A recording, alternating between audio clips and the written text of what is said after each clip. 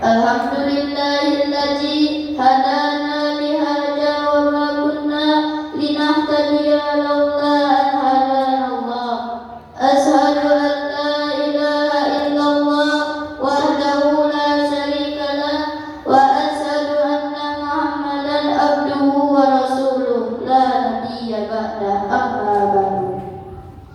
Pertama-tama yang terhormat para dewan juri dan hadirin sekalian yang berbahagia, puji syukur kita panjatkan kehadirat Allah Subhanahu wa taala karena berkat rahmat-Nya kita bisa berkumpul di tempat yang berbahagia ini. Serta tak lupa salawat serta salam semoga tercurah kepada baginda Nabi besar Muhammad sallallahu alaihi wasallam. Wahai kaum muslimin, pada hari ini saudara kita di Palestina masih terjajah, tapi sayangnya kita selaku umat muslim masih saja tertidur lelap dalam dekap genggaman duniawi yang hanya sekejap. Padahal agama kita adalah agama anti penjajah. Dan mengapa hal itu bisa terjadi? Karena kebenaran tentang hadis Rasulullah. Bada'al Islam ghariba wa sayaudu kama bada'a ghariba fatuba lil ghuraba. Islam muncul dalam keadaan asing dan akan kembali dalam keadaan asing. Maka beruntunglah orang-orang yang asing.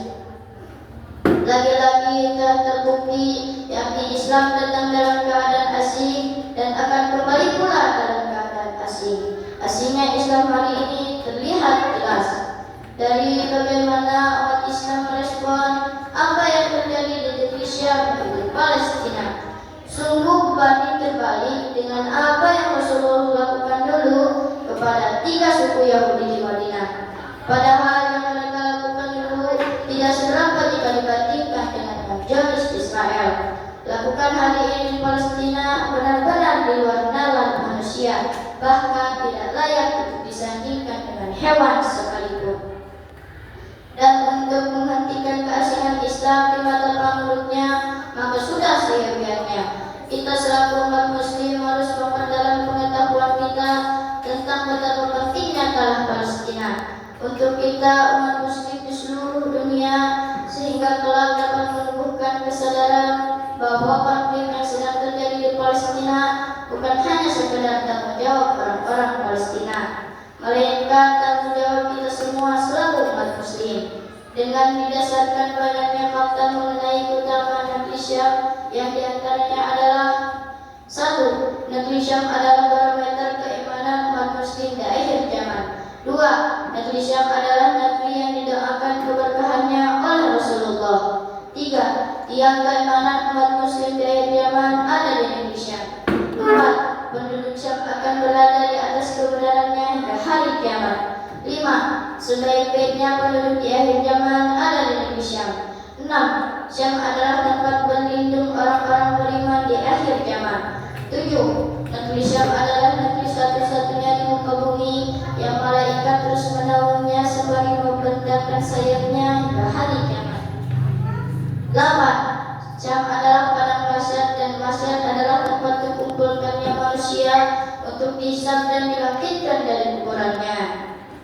Nah, dari 8 keutamaan tersebut saja sudah cukup menggambarkan bahwa perkara Palestina bukan hanya soal dunia, melainkan soal akhirat kita, di mana kelak setiap muslim pasti akan ditanya tentang apa yang sudah ia lakukan dalam upaya menolong saudaranya di Palestina. Selain apa yang dilakukan seekor burung yang berusaha memadamkan api Nabi Ibrahim dulu, mungkin yang kita lakukan hari ini untuk saudara kita belum tentu membawa dampak besar bagi mereka. Namun setidaknya apa yang kita lakukan hari ini untuk saudara kita sudah cukup membuat Allah tahu di mana kita berpihak. Karena yang seharusnya kita lakukan bukanlah hanya seberapa besar dari usaha kita, melainkan sudahkah kita berusaha semaksimal yang kita bisa. Itulah beberapa keutamaan negeri Syam yang sudah cukup menggambarkan bahwa perkara Palestina bukan hanya soal dunia bagi kita kaum muslimin. Tapi sayangnya kita tetap saja melalaikan dan membiarkan mereka terus berjuang seorang diri. Bukankah Ali bin Abi Thalib pernah berkata, kejaliman akan terus ada bukan karena banyaknya orang jahat, melainkan karena diamnya orang baik. Maka maksimalkanlah usaha kita baik dengan doa, dengan harta, dan terus belajar agar semakin banyak pengetahuan dan dapat kita sebarkan tentang negeri Syam yang biasa kita sebut Palestina. Hajar salam, kalimat salam, Nadratun tulimu qalbi fil manam, kalamun wala kalamin, wa ainun tajfu ma'in, fi fada'in dun fada'in, la makana lahu fil wujud.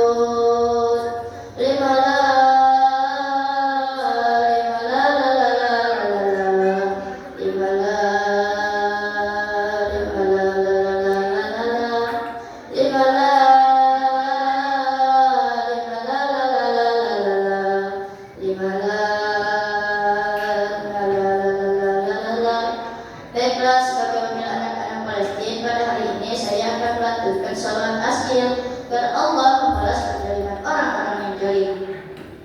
Allahumma salli ala Sayyidina Muhammad wa as'ili zalimin bin zalimin wa aridna min bainihim zalimin